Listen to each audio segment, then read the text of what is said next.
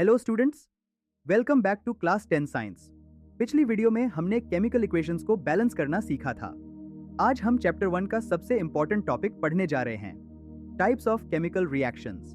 इस वीडियो को हम द बिग फोर रिएक्शंस भी कह सकते हैं। चलिए शुरू करते हैं। केमिस्ट्री में 4 मेन रिएक्शंस होती हैं, combination reaction, decomposition reaction, displacement reaction और डबल डिस्प्लेसमेंट रिएक्शन। आज हम इन सभी को एनसीईआरटी एक्टिविटीज के साथ समझने वाले हैं। सबसे पहली है कॉम्बिनेशन रिएक्शन। आप इसे द मैरिज रिएक्शन भी कह सकते हैं। जब दो रिएक्टेंट्स मिलकर एक सिंगल प्रोडक्ट बनाते हैं तो यूज कॉम्बिनेशन रिएक्शन कहते हैं। इसका जनरल फॉर्मूला होता है A+B गिव्स AB।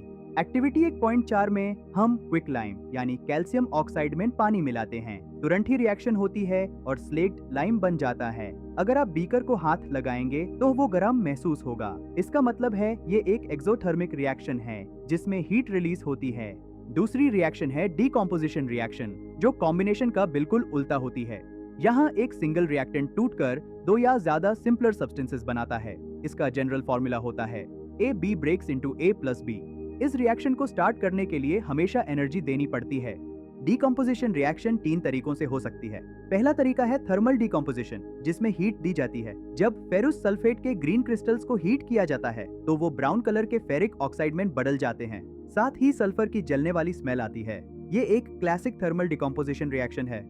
दूसरा तरीका है इलेक्ट्रोलाइटिक डीकॉम्पोजिशन। इस रिएक्शन में इलेक्ट्रिसिटी पास करके सब्सटेंस को तोड़ दिया जाता है। जब वाटर पर इलेक्ट्रिक करंट पास करते हैं तो वाटर हाइड्रोजन और ऑक्सीजन गैस में टूट जाता है। हाइड्रोजन बबल्स एक इलेक्ट्रोड पर और ऑक्सीजन दूसरे इलेक्ट्रोड पर मिलती है।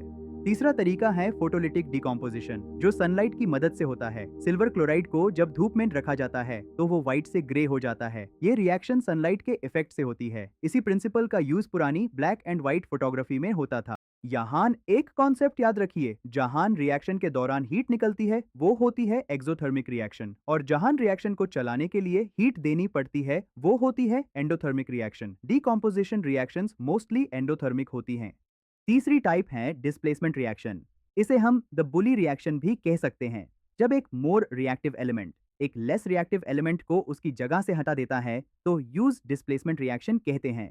फॉर्मूला है A+BC gives AC+B। एक्टिविटी 1.9 इसका बहुत अच्छा एग्जाम्पल है। जब आयरन नेल को ब्लू कॉपर सल्फेट सॉल्यूशन में डाला जाता है तो आयरन, जो ज्यादा रिएक्टिव होता है, कॉपर को उसकी जगह से डिस्प्लेस कर देता है। इसलिए सॉल्यूशन का कलर ब्लू से पेल ग्रीन हो जाता है। चौथी टाइप है डबल डिस्प्लेसमेंट रिएक्शन। इस रिएक्शन में दोनों रिएक्टेंट्स अपने आयन्स एक्सचेंज कर लेते हैं। आप इसे पार्टनर एक्सचेंज रिएक्शन भी कह सकते हैं। जनरल फॉर्मूला होता है AB+CD gives AD+CB।